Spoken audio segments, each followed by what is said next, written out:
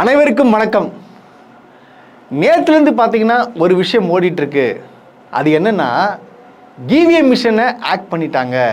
விஜய் அவர்களை ஜெயிக்க வைக்கணுன்றதுக்காக அமித்ஷாவே இறங்கி வேலை பார்த்துருக்காரு. அதாவது அவர் வந்து பெரும்பான்மை வர விடாமல் நம்ம கையில் விஜய் ஓவர்டேக் பண்ணுறதுக்காக என்ன பண்ணியிருக்காருன்னு பார்த்தோன்னா, இவிஎம் மிஷினில் வந்து கரெக்டாக 108 180 ஸ்டாப் பண்ணிட்டாங்க. வேணா நீங்கள் டைம் மதியானத்துலேருந்து எடுத்து பாருங்கள், 108 106 தான் இருக்குது.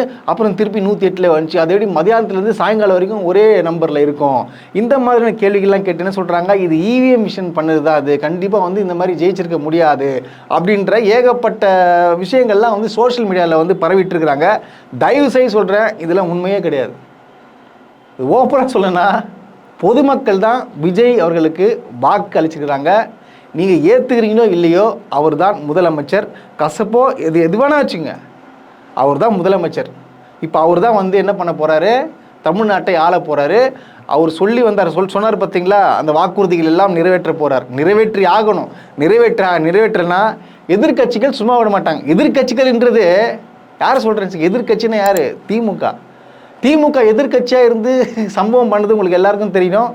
தெரிலனா மிஸ்டர் எடப்பாடி பழனிசாமிகிட்ட கேட்டு பாருங்கள். அதெல்லாம் வந்து எதிர்கட்சியாக அந்த காலத்துலேருந்து இப்போ வரைக்கும் சிறப்பாக செயல்பட்டுறது. அதாவது ஆளுங்கட்சி எதிர்த்து கரெக்டாக தைரியமாக பேசக்கூடிய ஒரே கட்சி எதுன்னு பார்த்தீங்கன்னா திராவிட முன்னேற்ற கழகம் தான். இதுதான் உண்மை.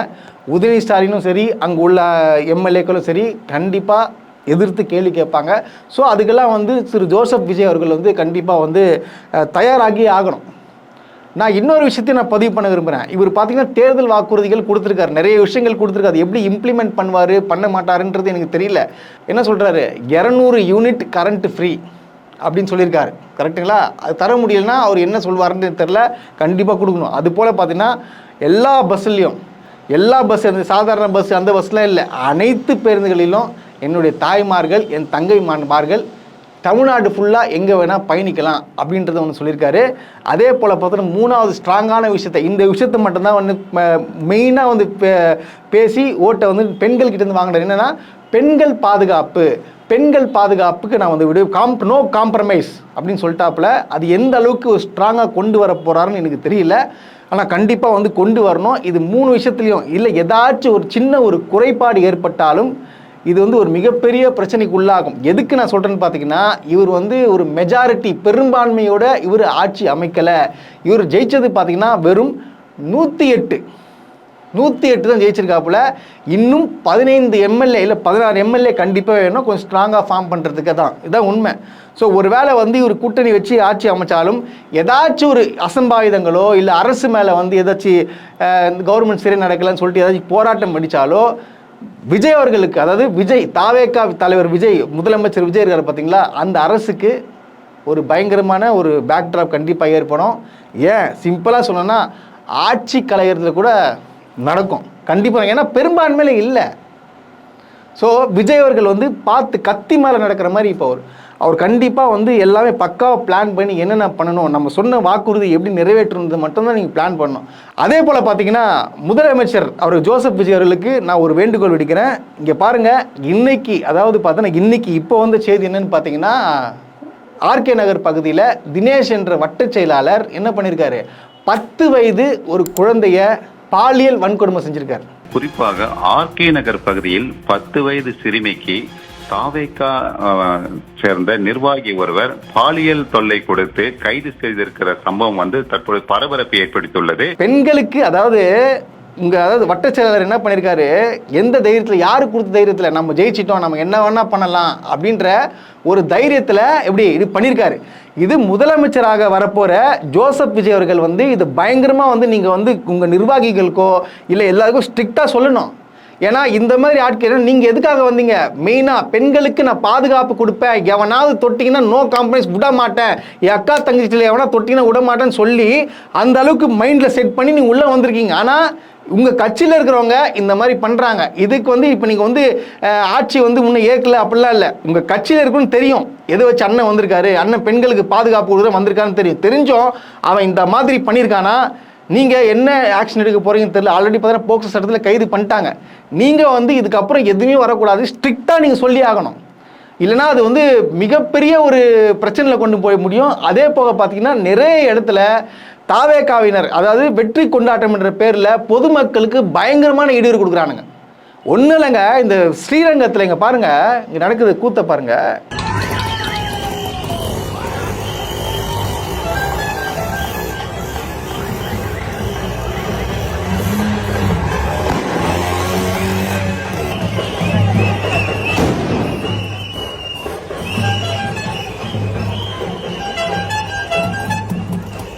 ஸ்ரீரங்கத்தில் இப்படி ஒரு விஷயம் நடந்திருக்கு. அதாவது 14 கோயிலை சுற்றி கத்திக்கிட்டு விசில் அடிச்சுட்டு வராங்க. ஒரு கோயில்ன்றது ஒரு புனிதமான இடமா இல்லையா? எந்தெந்த இடத்துல என்னென்ன பண்ணணுன்றது ஒரு பேசிக், இது தெரிஞ்சுக்கணும். இது தான் நாங்கள் அன்னையிலேருந்து சொல்லிட்டு இருக்கோம். டே, நீங்கள் வந்து அரசியலுக்கு வந்துட்டீங்கடா, நீங்கள் இந்த மாதிரி நடந்துக்கூடாது, உங்களை பார்த்து வாக்களிக்கணும், இப்போ புரிஞ்சுங்கடா சொல்லி நாங்கள் சொன்னோம். இப்போ மேலும் ஒரு பொறுப்பாகி உங்கள் அண்ணனை முதலமைச்சர் ஆக்கி விட்டீங்க. நீங்கள் இந்த மாதிரி ஒரு விஷயங்கள் நீங்கள் பண்ணீங்கன்னா என்ன ஆகுன்றது உங்களுக்கு தெரிஞ்சுக்கோங்க. சொல்றதை கேட்டுக்கோங்க. நீங்க வந்து பெரும்பான்மையில இல்ல, 108 தான் இருக்கீங்க. தொங்கு சட்டசபை எல்லா எம்எல்ஏ முடிவு பண்ணனா காலி. நீங்க 108 பேரை வச்சுட்டு ஒன்றும் பண்ண முடியாது.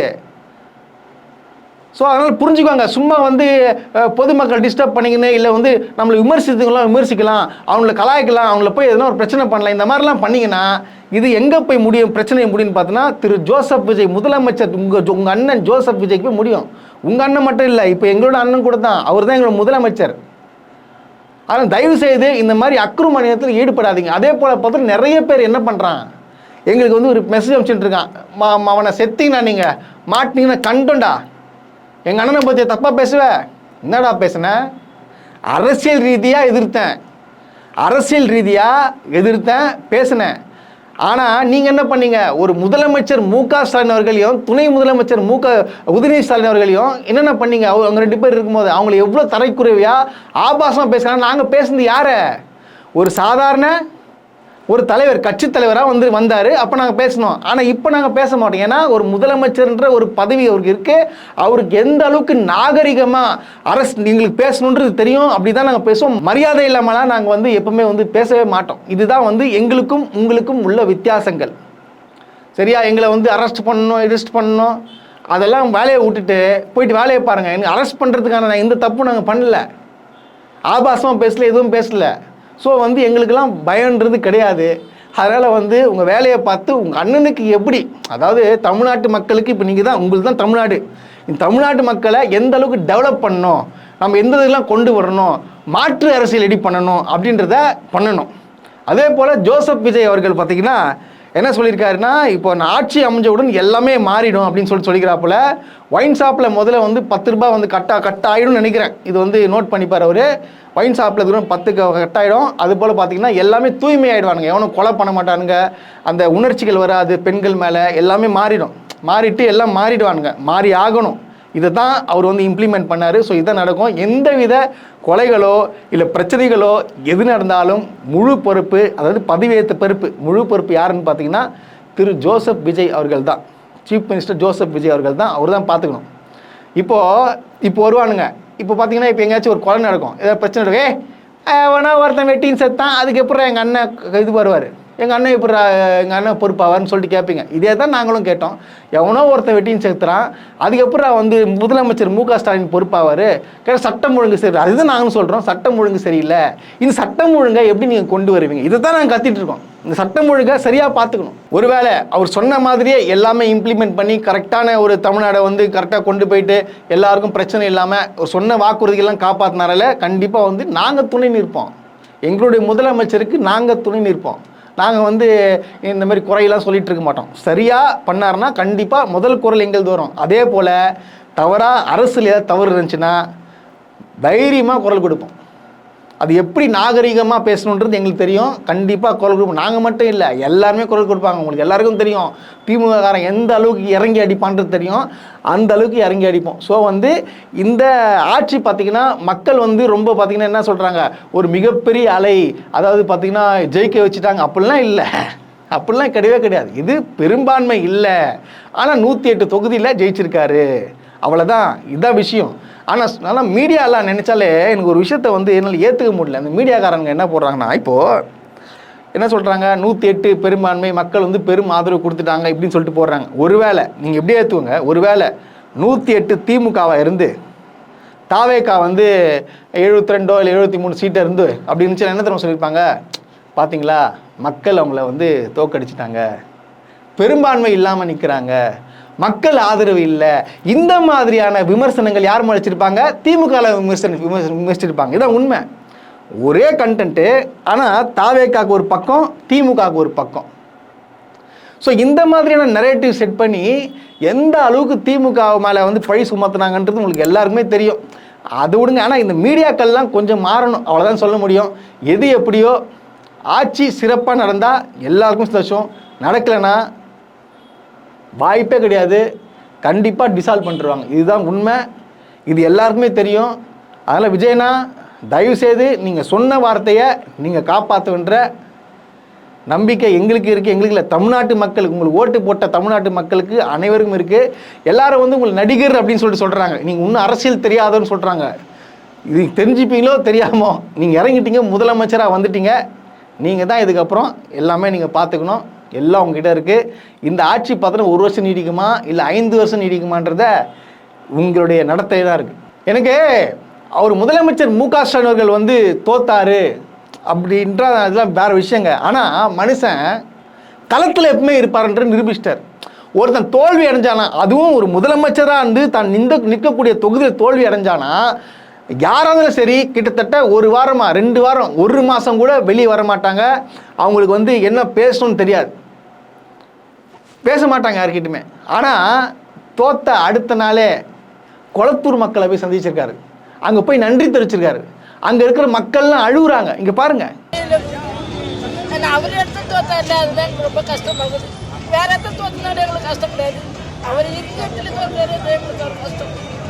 அவரை பார்க்குற எல்லாருமே அழுகுறாங்க, ஒரு வெற்றி பண்ண நினைக்கிறாங்க. அப்பயும் இந்த முடிவு உங்களுக்கு இருந்தாலும் இந்த எங்களுக்கு கருப்பு சாப்பி எங்களுக்கு விடாது, எங்களுக்கு என்னைக்குமே எங்களுக்கு தொடரும். எங்களுக்கு ஐயா என்னங்கய்யா எனக்கு அழுகுறாங்க. உடனே என்ன அவங்க என்ன பேசுன்னு தெரியல. அவர் முதலமைச்சர் வரை சொல்கிறார், அழாதீங்க, என்றைக்குமே நான் வந்து துணையாக நிற்பேன், நான் தோத்தேன் தோக்கலை அப்படின்றதுலாம் இல்லை. திமுக உங்கள் பக்கம் நிற்கும், திமுக ஜெயிக்குதோ இல்லை தோக்குதோ என்றைக்குமே மக்களுக்காக உழைக்கிறது தான் திமுகன்றதை வந்து தெளிவாக சொல்லியிருக்காரு. அதே போல் பார்த்தா நிறைய சப்ஸ்கிரைபர்ஸ் வந்து ஃபோன் பண்ணி கஷ்டப்பட்டு ரொம்ப ஃபீல் பண்ணுறாங்க. அவங்க ஃபீல் பண்ணுறதை பார்த்தா எங்களுக்கு கஷ்டமாக இருக்கு, நாங்களே கஷ்டப்பட்டு இருக்கோம். நீங்கள் தான் தைரியம் கொடுக்கணும். இது ஒன்றும் கிடையாது, இது ஒன்றும் கிடையாது, ஃப்ரீயாக விட்டுருங்க. இது என்ன நடக்குமோ அது கண்டிப்பாக நடக்கும். கொஞ்ச நாள் தான் வெயிட் பண்ணுங்க, கொஞ்ச நாள் தான், என்ன நடக்குமோ கரெக்டாக நடக்கும். எல்லாருமே சந்தோஷப்படும் வகையில் கண்டிப்பாக நடக்கும். இப்போ வரக்கூடிய ஆட்சி எப்படி பண்ணுறாரு, என்னென்ன பண்ணுறான்றதை நம்ம பார்க்கணும். இது நம்மளுடைய கடமை இல்லையா? மாற்றம் தேவைன்றது மக்கள் தேர்ந்தெடுத்துக்கிறாங்க. யாரை? விஜய் அவர்களை.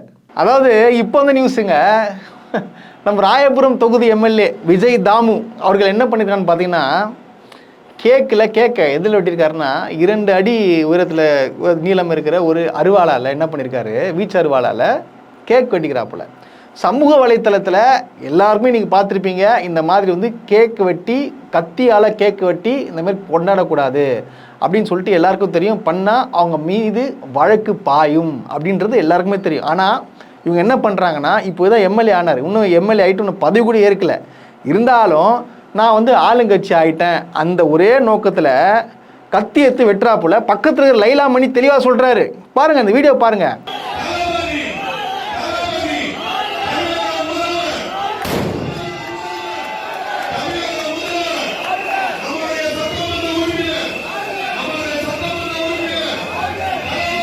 பக்கத்தில் லைலா மணி தெளிவாக சொல்கிறாப்புல, என்னன்னா இந்தமாரி வெட்டக்கூடாதுன்னா கத்தியில் அப்படின்னு சொல்கிறார். இருந்தாலும் கேட்காம வெட்டுறார். அவர் என்ன பண்ணுறாரு, என்னடா பண்ணுறதுன்னு சொல்லிட்டு அவர் யோசிச்சு பக்கத்தில் நிற்கிறாரு. இல்லை இந்த மாதிரி பண்ணுறதுனால இது எங்கே போயிட்டு பிரச்சனைக்கு முடியும், இது யாருக்கு பிரச்சனை வரும்? கொஞ்சம் சிந்திச்சாங்களா? அண்ணன் எம்எல்ஏ அண்ணன், இது வந்து உங்கள் அண்ணனுக்கு தாங்க பிரச்சனை வரும், நம்ம முதலமைச்சர் ஆக போகிறார்ல அவருக்கு தான் பிரச்சனை வரும். ஆல்ரெடி தொங்கு சட்டசபை. இந்த மாதிரி வேலைகள்லாம் பார்த்தா உங்கள் மேலே எப்படி மக்களுக்கு மரியாதை வரும்? நீங்கள் எப்படி அந்த ஜனங்களுக்கு காக்கும் தலைவனாக நீங்கள் இருப்பீங்க? எனக்கு புரியலையே அது. விஜய் சார், நீங்கள் உங்கள் தொண்டர்களை, அதாவது மற்றவங்களை பழி வாங்குறத விட்டுட்டு, நீங்கள் வாங்குறீங்களா வாங்கலையே அதை விட்டுருங்க, வாங்குறத விட்டுட்டு உங்களுடைய தொண்டர்களையும் உங்களுடைய எம்எல்ஏக்களையும் கொஞ்சம் கொண்டு வாங்க.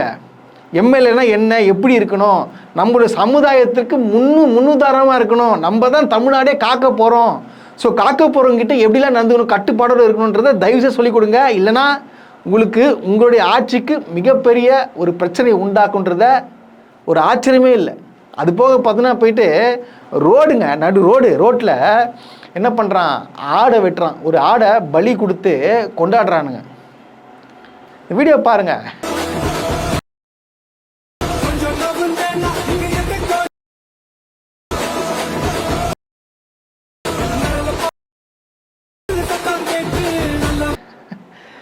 இந்த மாதிரி ஏதாவது ஒருத்தன் திருப்பி அதில் கமெண்ட் போடுறான், ஏன் எல்லாரும் ஊர்லலாம் ஆடை வெட்டலையா?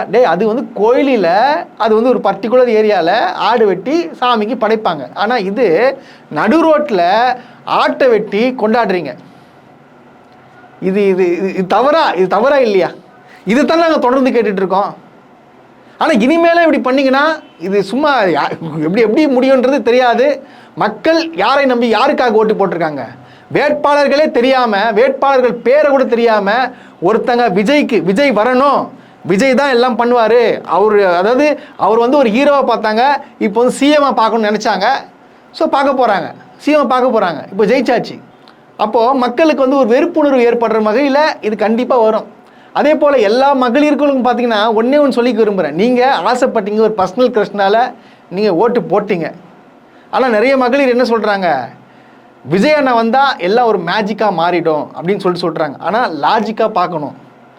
விஜய் வந்தால் மேஜிக்காக மாறணும் அப்படின்னு சொன்ன நீங்கள் பெண்களே கொஞ்சம் லாஜிக்காகவும் பாருங்கள். இனிமேல் லாஜிக்னா என்ன, விஜய் அண்ணாவை நாம் ஏன் தேர்ந்தெடுத்தோம் அப்படின்றத நீங்கள் பார்ப்பீங்க. நான் மீண்டும் சொல்கிறேன், அவர் நல்லது செஞ்சார்னா அவருக்கு மிகப்பெரிய ஆதரவு. நீலாம் நம்ம ஆதரவு கொடுக்குறது அப்படின்னு சொல்லிட்டு கேட்பீங்க. நானும் தமிழ்நாட்டை சார்ந்தவன், என்னுடைய முதலமைச்சரும் அவர் தான். கண்டிப்பாக நாங்கள் ஒரு மிகப்பெரிய ஆதரவு கொடுப்போம். ஆனால் தவறுகள் ஏற்பட்டுச்சுன்னா கண்டிப்பாக வந்து தட்டி கேட்போம். இது மீண்டும் பதிவு பண்ண விரும்புகிறேன். நன்றி, வணக்கம்.